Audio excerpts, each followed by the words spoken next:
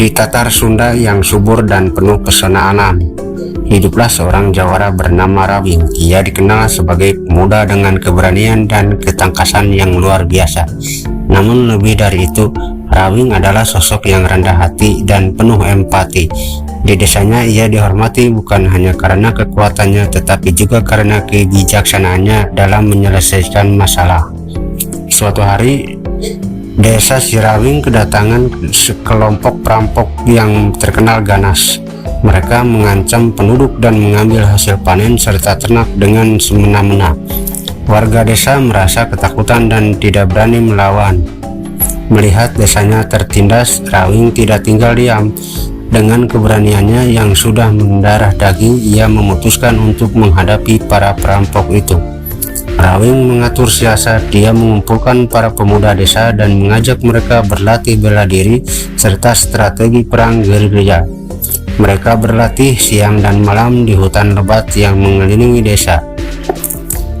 Rawing mengajarkan bukan hanya tentang kekuatan fisik, tetapi juga bagaimana menggunakan kecerdasan dalam bertarung. Dalam waktu singkat, mereka menjadi sekelompok yang solid dan siap menghadapi musuh. Ketika para perampok kembali datang untuk menjarah, Rawing dan para pemuda desa sudah siap. Mereka menyergap para perampok dengan strategi yang jitu, menggunakan pengetahuan tentang medan yang lebih baik. Pertempuran sengit pun terjadi, namun berkat kepemimpinan Rawing, mereka berhasil mengalahkan para perampok tanpa ada korban jiwa di pihak mereka. Kemenangan itu bukan hanya mengusir para perampok, tetapi juga membangkitkan semangat desa. Warga yang sebelumnya takut kini merasa lebih berani dan percaya diri. Rawing pun semakin dihormati, bukan karena keberanian semata, tetapi karena dia telah menginspirasi orang-orang di sekitarnya untuk bangkit dan melawan ketidakadilan. Seiring berjalannya waktu, nama Rawing menyebar ke desa-desa lain sebagai jawara yang bukan hanya kuat, tetapi juga bijaksana dan peduli. Ia menjadi simbol perlawanan terhadap ketidakadilan dan penjaga kedamaian di Tatar Sunda.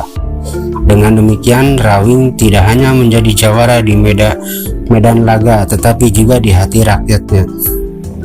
Cerita Rawing mengajarkan kita bahwa kekuatan sejati seorang jawara tidak hanya terletak pada kekuatan bertarung, tetapi juga pada keberaniannya untuk berdiri melawan ketidakadilan dan melindungi yang lemah dengan penuh kebijaksanaan. Setelah kemenangan atas para perampok, Rawing menjadi semakin sibuk.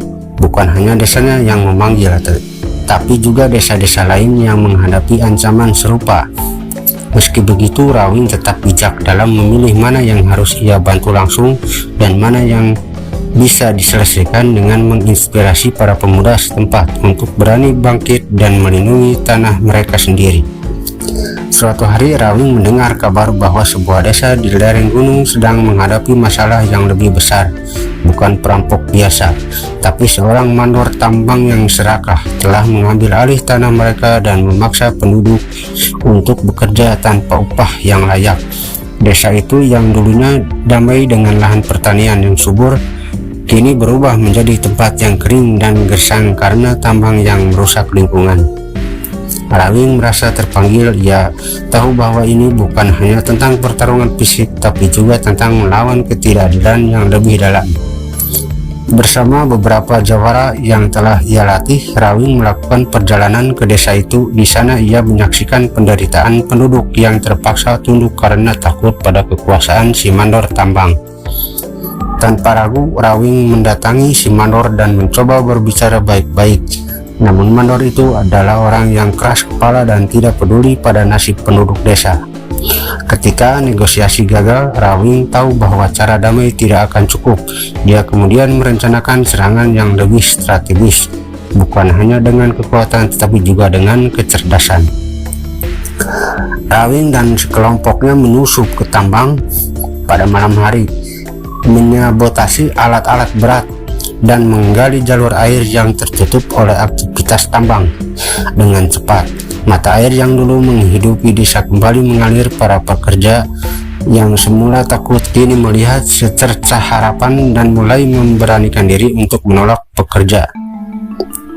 Dengan dukungan warga desa yang semakin kuat, Rawing akhirnya menantang si Manor dalam sebuah duel. Pertarungan itu menjadi tontonan yang dinanti banyak orang, dan meski si Manor berusaha dengan licik, Rawing berhasil menaklukkannya. Tapi Rawing tidak menghabisi nyawanya. Ia memberikan kesempatan bagi si Manor untuk pergi dan tidak pernah kembali. Kemenangan ini tidak hanya membebaskan desa dari penindasan, tetapi juga memberi pelajaran bagi penguasa lain yang mencoba berbuat semena-mena. Rawing kemudian membantu warga untuk memulihkan desa mereka, mengajarkan cara menjaga kelestarian alam agar tambang tidak lagi merusak tanah mereka. Rawing tahu bahwa tugasnya belum selesai. Meski ia telah banyak membantu, tantangan baru akan selalu muncul. Tapi dengan setiap desa yang ia bebaskan, Rawing semakin yakin bahwa perjuangannya bukan hanya tentang mengalahkan musuh, tetapi juga tentang membangun keberanian dan solidaritas di antara rakyatnya. Di Tatar Sunda, Rawing bukan hanya seorang jawara, tapi simbol harapan dan perjuangan melawan ketidakadilan. Ia terus berkeliling bukan untuk mencari ketenaran, tapi untuk memastikan bahwa keadilan selalu berpihak pada mereka yang berani memperjuangkannya. Dan dalam setiap langkahnya, Rawing mengingatkan kita semua bahwa sejatinya seorang jawara adalah pelindung bagi yang lemah dan penegak keadilan bagi semua.